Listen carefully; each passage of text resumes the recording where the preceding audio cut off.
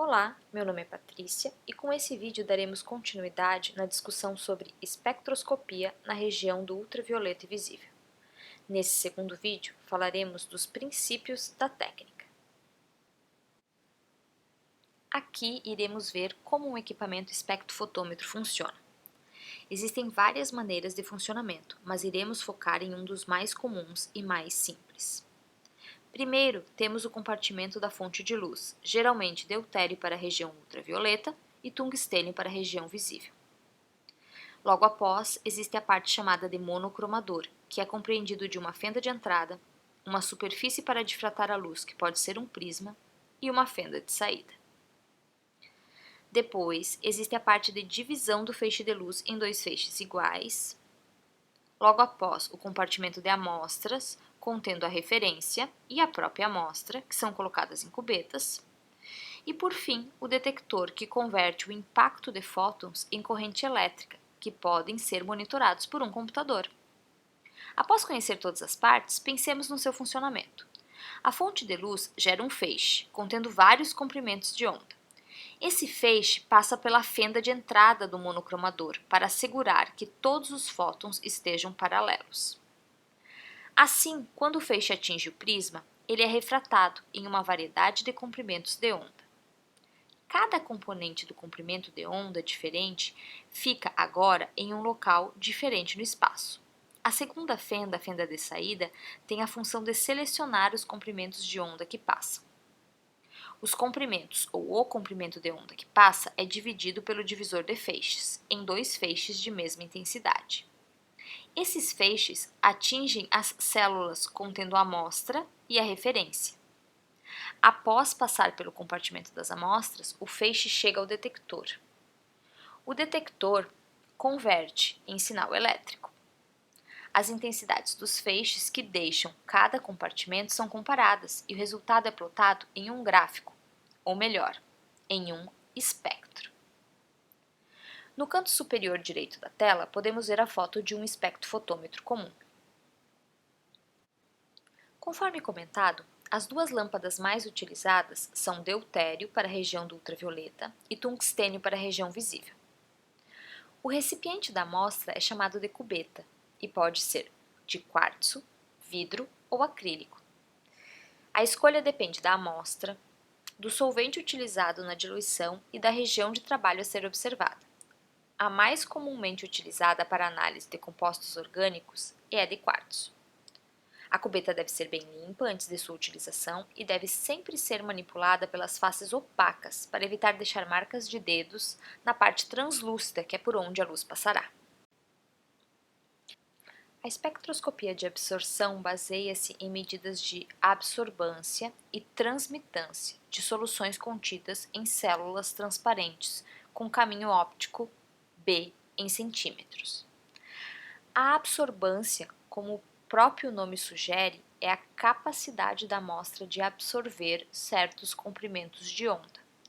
É dada por log de P sobre P0, sendo P0 o feixe incidente e P o feixe que atravessa a amostra. Já a transmitância, também como sugere o nome, é a fração de luz que atravessa a amostra. A transmitância é dada por P sobre P0. Há ainda uma relação entre absorbância e transmitância conforme a fórmula mostrada. Na tela, podemos ver um exemplo de espectro contendo dados de absorbância e transmitância. Note que, se usarmos a escala vertical da maneira usual, com os valores maiores colocados mais acima, um gráfico de transmitância, em vermelho, se assemelha a um gráfico de absorbância, em preto, virado de cabeça para baixo. Os picos de absorbância transformam-se em vales de transmitância.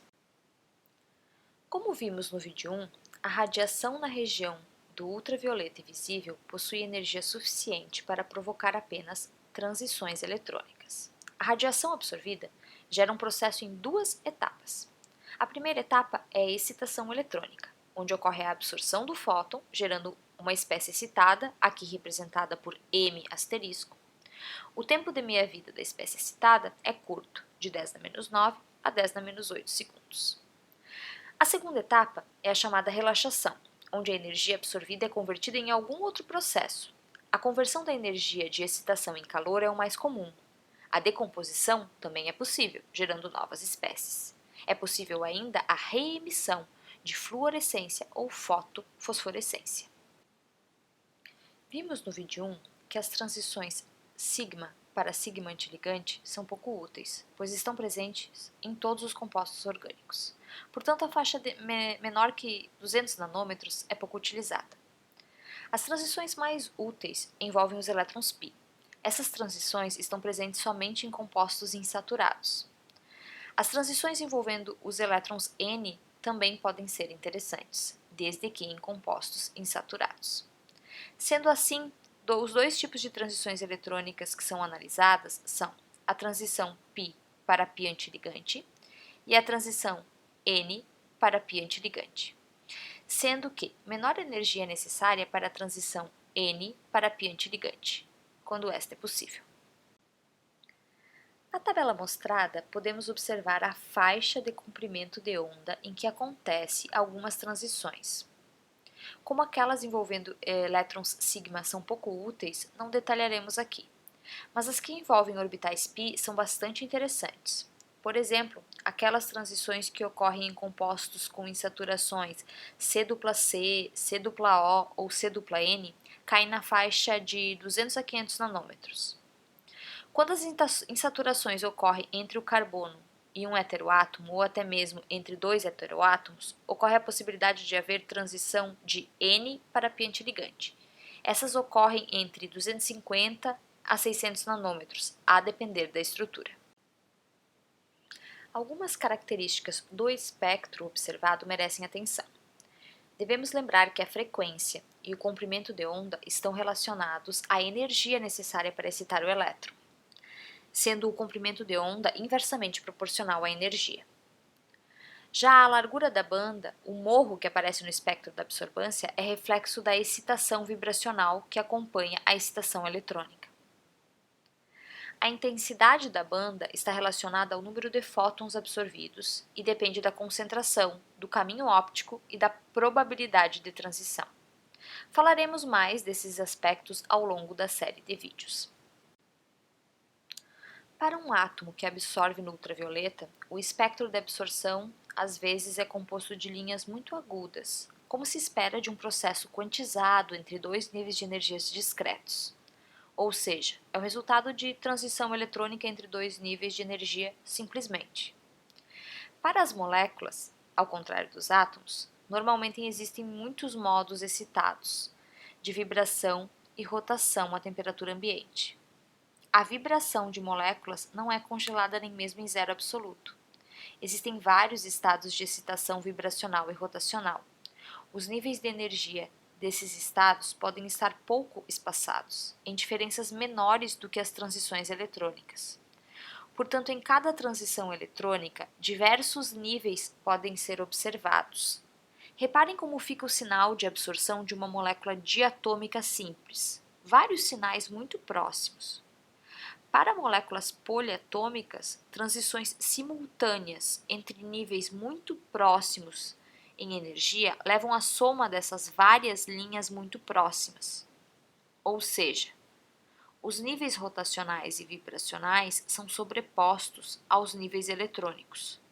Como há muitas transições possíveis, com minúsculas diferenças, cada transição eletrônica consiste em um vasto número de linhas tão próximas, ficando sem definição, na forma do que chamamos de bandas, que são centradas no comprimento de onda de transição principal, o comprimento de onda de máxima absorção. Um mesmo composto pode ainda possuir mais de uma banda. Um exemplo é a simples molécula da acetona. A acetona é um composto carbonílico que contém a possibilidade de transição π para π antiligante, devido à presença da ligação C+O, ou seja, a carbonila. Também, por possuir os pares de elétrons não compartilhados do heteroátomo oxigênio, possui a possibilidade de transição N para π antiligante. A energia E2 é menor do que a E1.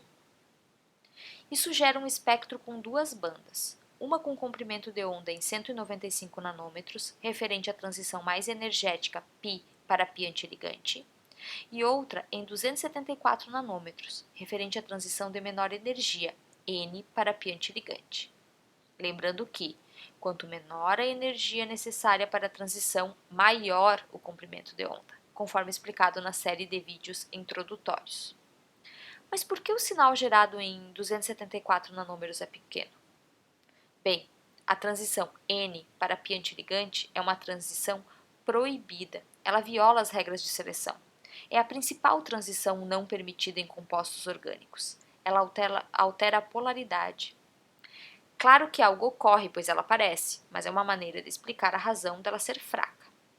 Bem, espero que esse vídeo vos ajude a entender os princípios básicos da espectroscopia UV-Vis. Mais detalhes serão vistos nos vídeos subsequentes. Bons estudos!